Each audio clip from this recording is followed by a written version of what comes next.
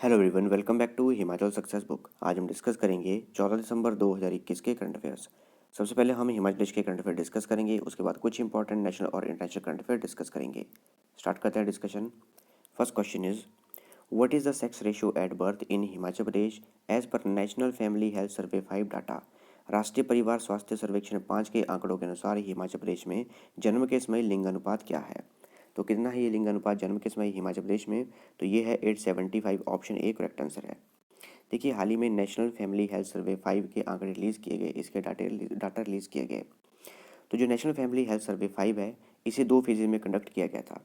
पहली फेज में 22 स्टेट और यूनियन टेरिटरी से डाटा कलेक्ट किया गया था और उसमें हिमाचल प्रदेश से भी डाटा कलेक्ट किया गया था। और दूसरी फेज में 14 स्टेट और यूटी से डाटा कलेक्ट किया गया था। तो ध्यान रखिएगा, जो नेशनल फैमिली हेल्थ सर्वे 5 है, उसमें दो फेजेज में डाटा कलेक्ट किया गया था। और पहली फेज़ में जो है 22 स्टेट और यूनियन टेरिटरी से डाटा कलेक्ट किया गया था और दूसरी फेज़ में जो है 14 स्टेट और यूटी से डाटा कलेक्ट किया गया था। तो नेशनल फैमिली हेल्थ सर्वे 5 के अनुसार जो हिमाचल प्रदेश में सेक्स रेशियो एट बर्थ है, यानी कि जन्म के समय लिंग अनुपात है, वो कम हो चुका है। अब हो गया है 875 और ये कंपेयर किया गया नेशनल फैमिली हेल्थ सर्वे 4 के कंपैरिजन में। तो नेशनल फैमिली हेल्थ सर्वे 4 के कंपैरिजन 4 में था 937 और नेशनल फैमिली हेल्थ सर्वे जो 5 है उसमें अब हो चुका है 875। तो ये कम हो चुका है, 62 पॉइंट जो है ये कम हो चुका है। अच्छा, जिनको नहीं पता कि लिंग अनुपात क्या होता है, लिंग अनुपात का मतलब है कि 1000 पुरुषों पे कितनी महिलाएं हैं।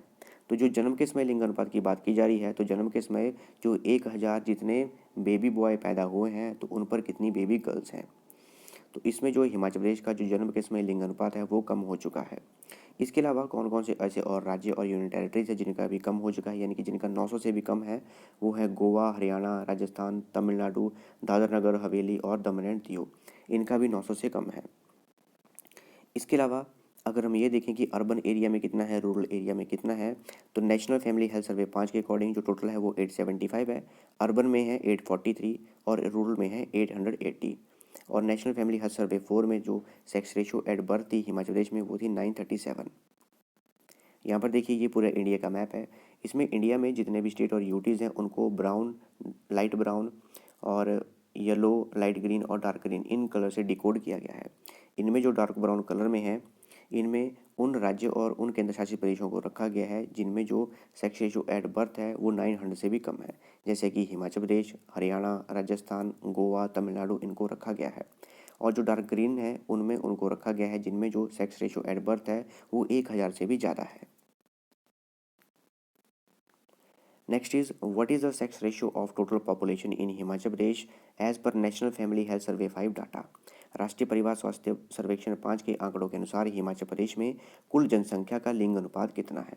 तो कितना है ये है 1040। ऑप्शन बी करेक्ट आंसर है। अगर हम पूरे इंडिया की बात करें तो पूरे हमारे भारत का जो लिंग अनुपात है वो बड़ा है। तो नेशनल फैमिली हेल्थ सर्वे 5 के अकॉर्डिंग वो है 1020, यानी कि 1020, जिसमें कि अर्बन एरिया का है वो 985 है, रूरल एरिया के वो 1037 है। और नेशनल फैमिली हेल्थ सर्वे 4 के अकॉर्डिंग हमारे भारत का जो सेक्स रेशो थी, यानी कि लिंग अनुपात, वो थी 991। अब बात करते हैं हिमाचल प्रदेश की। तो हिमाचल प्रदेश में जो नेशनल फैमिली हेल्थ सर्वे 5 के अकॉर्डिंग जो लिंग अनुपात है वो है 1040। अर्बन एरिया का है 936 और रूरल एरिया का है 1057। इसके अनुसार हिमाचल प्रदेश में नेशनल फैमिली हेल्थ सर्वे 4 के अकॉर्डिंग था 1078। देखिए, जो 4 में था वो 1078 था और अभी जो 5 में है वो 1040 है। कम तो हुआ है लेकिन 1000 से ऊपर ही है, जो कि काफ़ी अच्छी खबर है। यहाँ पर अगर इस इमेज में देखें तो इमेज में रेड कलर में उन स्टेट और यूटीज़ को बताया गया है जिनकी जो सेक्स रेशियो है, यानी कि लिंग अनुपात है, वो 950 से कम है। और येलो में उनको बताया गया है जिनमें कि 950 से 1000 के बीच में है। और ग्रीन में उनको रखा गया है जिनमें की जो सेक्स रेशियो यानी कि लिंग अनुपात है वो 1000 से ज़्यादा है। तो इसमें हिमाचल प्रदेश को ग्रीन कलर में कैटेगरी में रखा गया है। और तो हिमाचल प्रदेश का जो सेक्स रेशियो है नेशनल फैमिली हेल्थ सर्वे 5 के अकॉर्डिंग वो है 1040। इसके अलावा लिटरेसी रेट की बात करें तो नेशनल फैमिली हेल्थ सर्वे 5 के अकॉर्डिंग हिमाचल प्रदेश में कितनी साक्षर महिलाएं हैं, तो ये है 90.7%, जिनमें कि अर्बन एरिया में है 94% और रूरल एरिया में है 90.2%। इसके अलावा नेशनल फैमिली हेल्थ सर्वे 5 के अकॉर्डिंग हिमाचल प्रदेश में जो पुरुष साक्षर हैं तो टोटल है 92.8%, जिनमें कि अर्बन एरिया में है 91.7% और रूरल एरिया में है 93%। Next is, at which place drone festival will be organised in Himachal Pradesh. Himachal Pradesh में किस स्थान पर ड्रोन उत्सव का आयोजन किया जाएगा? तो कहाँ किया जाएगा? ये किया जाएगा धर्मशाला में। ऑप्शन बी करेक्ट आंसर है। तो हिमाचल प्रदेश में धर्मशाला में ड्रोन फेस्टिवल ऑर्गेनाइज किया जाएगा और ये किया जाएगा स्पोर्ट्स अथॉरिटी ऑफ इंडिया का जो ग्राउंड है धर्मशाला में, उस दिन वहाँ पे किया जाएगा। कब किया जाएगा? दिसंबर 14 को, यानी कि आज ही के दिन ये ऑर्गेनाइज किया जाएगा। देखिए क्यों ऑर्गेनाइज किया जाएगा, क्या इसका काम है? देखिए हिमाचल प्रदेश अब उन राज्यों में भी आना चाहता है जिन राज्यों में जितने भी मेडिसिन है, वैक्सीन है, उनकी डिलीवरी जो है ड्रोन से की जा रही है। तो इसके लिए हिमाचल प्रदेश सरकार काफ़ी प्रयास कर रही है। रिसेंटली अभी फेज़ 1 में ट्रायल किए गए थे, वो मंडी में किए गए थे। तो अब ड्रोन फेस्टिवल का ऑर्गेनाइज किया जा रहा है, ये किया जा रहा है धर्मशाला में। और यहाँ पर जितनी भी मेडिसिन और वैक्सीन्स हैं उनकी ट्रायल बेसिस पर डिलीवरी देखी जाएगी कि किस तरह से की जाएगी। जितनी भी कंपनीज़ हैं वो यहाँ पे आएंगी जो पार्टिसिपेट करना चाहती हैं, और वो डेमोस्ट्रेट करेंगी और अपनी कैपेसिटी चेक करेंगी कि वो हिमाचल प्रदेश में मेडिसिन और वैक्सीन्स को डिलीवर कर सकती हैं या नहीं कर सकती। A two-day tourism conclave 2021 on roadmap for developing tourism in Himachal Pradesh was organized by which university? Himachal Pradesh में पर्यटन के विकास के लिए रोड मैप पर 2 दिवसीय पर्यटन सम्मेलन 2021 का आयोजन किस विश्वविद्यालय द्वारा किया गया था? तो किसके द्वारा किया गया था? ये किया गया था एचपी यूनिवर्सिटी शिमला द्वारा। ऑप्शन ए करेक्ट आंसर है। तो हिमाचल प्रदेश यूनिवर्सिटी शिमला द्वारा 2 दिन का टूरिज्म कनक्लेव 2021 ऑर्गेनाइज किया गया था और इसमें पूरा का पूरा फोकस रखा गया था कि हिमाचल प्रदेश में जो टूरिज्म सेक्टर है उसका रोड मैप किस तरह से तैयार किया जाए और किस तरह से इसे डेवलप किया जा सकता है। तो जो एचपी यूनिवर्सिटी शिमला है उसका इंस्टीट्यूट ऑफ वोकेशनल स्टडीज जो टूरिज्म डिपार्टमेंट है उनके द्वारा इसे ऑर्गेनाइज किया गया था। ध्यान रखिएगा, टूरिज्म कॉन्क्लेव 2021 ऑर्गेनाइज किया गया था। इसके अलावा हिमाचल प्रदेश के जो टूरिज्म मिनिस्टर हैं वो कौन है? हिमाचल प्रदेश के मुख्यमंत्री जयराम ठाकुर वही टूरिज्म मिनिस्टर हैं और इनकी कॉन्स्टिट्यूंसी है सिराज जो कि मंडी डिस्ट्रिक्ट में है। इसके अलावा इनके पास finance, general administration, home planning and personnel, public works department यानी कि पीडब्ल्यूडी, टूरिज्म और एक्साइज एंड टैक्सेशन, ये डिपार्टमेंट भी इन्हीं के पास ही हैं। डिस्कस करते हैं नेशनल और international current affairs. First question is who has become miss universe 2021? Miss universe 2021 कौन बनी है? आप सभी को पता होगा, आपने न्यूज़ देख ली होगी, सोशल मीडिया पे काफ़ी छाई हुई हैं ये हैं हरना Sandhu. Option A correct answer है। तो हरना संधू मिस यूनिवर्स 2021 बनी है और ये चंडीगढ़ की रहने वाली है। इसके अलावा नंबर 2 पर कौन रही? वो रही पराकी नादिया फेरेरिया। इसके अलावा ये जो मिस यूनिवर्स का कॉन्टेस्ट था ये 70th एडिशन ऑर्गेनाइज किया गया था और ये इजराइल में ऑर्गेनाइज किया गया था और 21 साल बाद भारत की कोई एक्टर या मॉडल मिस यूनिवर्स बनी है। पहली बार बनी थी वर्ष 1994 में सुष्मिता सेन और 2000 में बनी थी लारा दत्ता। तो 2021 में बनी है हरना Sandhu. Which company signed an MOU with ISRO to strengthen the R&D of नाविक मैसेजिंग सर्विस? किस कंपनी ने नाविक मैसेजिंग सर्विस के रिसर्च एंड डेवलपमेंट को मजबूत करने के लिए इसरो के साथ समझौते ज्ञापन पर हस्ताक्षर किए हैं?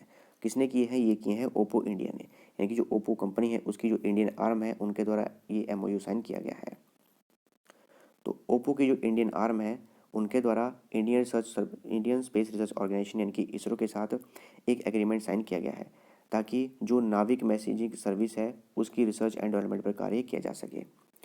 और नाविक की फुल फॉर्म है navigation with Indian constellation. Full form ध्यान रखिएगा। अब समझते हैं ये नाविक है क्या चीज़। देखिए जब भी हम मोबाइल यूज़ करते हैं, लैपटॉप यूज़ करते हैं तो वहाँ पे आता है GPS, जिसकी फुल फॉर्म है ग्लोबल पोजिशनिंग सिस्टम। तो जिस तरह से GPS है वैसा ही सिस्टम एक इंडिया भी तैयार कर रहा है और ये तैयार किया जा रहा है इसरो के द्वारा, जिसे कहा जाता है नाविक। और जो GPS है वो अमेरिका का सिस्टम है और जो नाविक है वो इंडिया का सिस्टम होगा।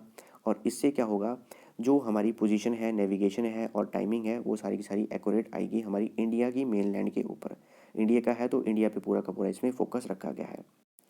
तो जिस तरह GPS है उसी तरह से ही नाविक को डेवलप किया जा रहा है। लेकिन जो नाविक है वो ज़्यादा एडवांस है क्योंकि नाविक में S और L बैंड यूज़ किए गए हैं, लेकिन GPS में जो अमेरिका का GPS है उसमें S बैंड ही यूज़ किया गया है। तो नाविक जो है थोड़ा एडवांस है और ज़्यादा एक्यूरेट भी ये हमें पोजीशन टाइमिंग देगा। इसके अलावा रशिया का जो सिस्टम है वो है ग्लोनास और यूरोप का जो सिस्टम है वो है गैलीलियो। इसके अलावा जो नाविक सिस्टम है इसे शाओमी के फ़ोन में उपयोग किया गया है, जैसे कि रेडमी नोट 9 सीरीज़ के जो फ़ोन है, रेडमी नोट 10 लाइट के जो सीरीज़ के फ़ोन है वो सारे सारे नाविक सिस्टम को सपोर्ट करते हैं। बात की जाए इसरो की, फुल फॉर्म है Indian Space Research Organisation, headquarter है बेंगलुरु में। 15 अगस्त 1969 को इसकी स्थापना की गई थी और इसके चेयरमैन है के Siwan. Which Indian state or UT has the highest number of registered electric vehicles as per the data released by ministry of road transport and highways. सड़क परिवहन और राजमार्ग मंत्रालय द्वारा जारी आंकड़ों के अनुसार किस भारतीय राज्य या केंद्र शासित प्रदेश में पंजीकृत इलेक्ट्रिक वाहनों की संख्या सबसे अधिक है? तो कहाँ पर है? ये है उत्तर प्रदेश में। ऑप्शन डी करेक्ट आंसर है। तो हाल ही में जो हमारी रोड ट्रांसपोर्ट एंड हाईवेज है उनके द्वारा कुछ डाटा रिलीज किया गया। तो इंडिया में टोटल 8,17,141 इलेक्ट्रिक व्हीकल्स हैं। सबसे ज़्यादा है यूपी में, उत्तर प्रदेश में सबसे ज़्यादा है। उत्तर प्रदेश में है 2,55,700 इलेक्ट्रिक व्हीकल्स। उसके बाद है दिल्ली में, उसके बाद कर्नाटका, उसके बाद बिहार और उसके बाद महाराष्ट्र। इसके अलावा इंडिया में इलेक्ट्रिक व्हीकल्स को प्रमोट करने के लिए एक स्कीम भी चलाई गई है जिसका नाम है फेम इंडिया स्कीम, जिसकी फुल फॉर्म है faster adoption and manufacturing of hybrid electric vehicles in India. वर्ष 2015 में इसे लॉन्च किया गया था ताकि जो भी इलेक्ट्रिक व्हीकल्स हैं उन्हें प्रमोट किया जाए, ताकि लोगों को प्रमोशन के जरिए बताया जाए कि उन्हें अडॉप्ट करें ताकि लोग इलेक्ट्रिक व्हीकल्स की तरफ आगे बढ़ें। बात करें हमारे road transport and highways ministry की, इसके यूनियन मिनिस्टर हैं नितिन जयराम गडकरी, जिनकी कॉन्स्टिट्यूंसी है नागपुर जो कि है महाराष्ट्र में। What is the rank of India as per the global health security index 2021? वैश्विक स्वास्थ्य सुरक्षा सूचकांक 2021 के अनुसार भारत का रैंक क्या है? क्या रैंक है भारत का? यह है 66। ऑप्शन सी करेक्ट आंसर है। तो हाल ही में global health security index 2021 release किया गया। तो जो ग्लोबल हेल्थ सिक्योरिटी इंडेक्स है उसके अनुसार जो हमारी विश्व की औसत है यानी कि वर्ल्ड की जो एवरेज है वो कम हो चुकी है 2021 में, अब हो चुकी है 38.9 आउट ऑफ 100। 2019 में थी ये 40.2। इसके अलावा भारत का रैंक है 66 195 देशों में। तो इंडिया का जो रैंक है वो ध्यान रखिएगा, और इंडिया का स्कोर है 42.8। इसके अलावा वर्ष 2019 में इंडिया का रैंक था 57। यहाँ देख सकते हैं इस टेबल में इंडिया का रैंक है 66। नंबर 1 पर है यूनाइटेड स्टेट ऑफ अमेरिका, दूसरे पर ऑस्ट्रेलिया, तीसरे पर फिनलैंड, चौथे पर कनाडा, पांचवें पर थाईलैंड। और स्कोर में याद रखना होगा तो और ये जो यूएसए है इसका स्कोर ध्यान रखिएगा, और इंडिया का स्कोर है वो भी ध्यान रखिएगा। Under which category India has been re-elected to the International Maritime Organization Council for 2022-23 biennium? किस श्रेणी के तहत भारत को 2022-2023 द्विवार्षिक के लिए अंतर्राष्ट्रीय समुद्री संगठन परिषद के लिए फिर से चुना गया है? तो कौन सी कैटेगरी के लिए चुना गया है? तो इंडिया को बी स्टेट्स की कैटेगरी के लिए चुना गया है। तो हमारे भारत को इंटरनेशनल मैरीटाइम ऑर्गेनाइजेशन काउंसिल द्वारा री इलेक्ट किया गया है 2022-2023 द्विवार्षिक के लिए, और ये किया गया है 20 स्टेट्स की कैटेगरी के लिए। देखिए अलग अलग देशों की कैटेगरीज बनाई गई हैं, जैसे कि कैटेगरी ए बनाई गई है जिसमें कि 10 देशों को रखा गया है। इसमें उन देशों को रखा गया है जो कि सबसे ज़्यादा इंटरेस्ट प्रोवाइड करते हैं इंटरनेशनल शिपिंग में। इसके अलावा कैटेगरी बी में 10 देशों को रखा गया है जो कि सबसे ज़्यादा इंटरेस्ट रखते हैं सी बॉर्न ट्रेड में, इसमें भारत को भी रखा गया है। और उसके अलावा एक कैटेगरी है कैटेगरी सी जिसमें कि 20 देशों को रखा गया है। Who represented India at the first summit for democracy which was convened by the United States President Joe Biden? संयुक्त राज्य अमेरिका के राष्ट्रपति जो बाइडेन द्वारा आयोजित लोकतंत्र के लिए प्रथम शिखर सम्मेलन में भारत का प्रतिनिधित्व किसने किया? तो किसने किया भारत का प्रतिनिधित्व? ये किया हमारे भारत के प्रधानमंत्री नरेंद्र मोदी जी ने। ऑप्शन ए करेक्ट आंसर है। Which country became the first country to implement a 4.5 day work week from January 2022? कौन सा देश जनवरी 2022 से 4.5 दिवसीय कार्य सप्ताह लागू करने वाला पहला देश बन गया है? तो कौन बना है? ये बना है UAE. Option C correct answer है।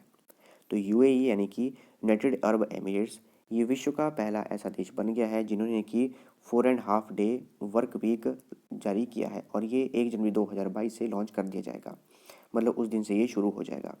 देखिए मतलब क्या है इसका, देखिए जैसे हम भारत में 6 डे वीक काम करते हैं, संडे को हमें होती है छुट्टी, तो वैसे ही यूएई में पहले 5 दिन कार्य किया जाता है एक सप्ताह में, अब इनका कर दिया गया है 4.5 डे, यानी कि 4.5 दिन ही ये काम करेंगे।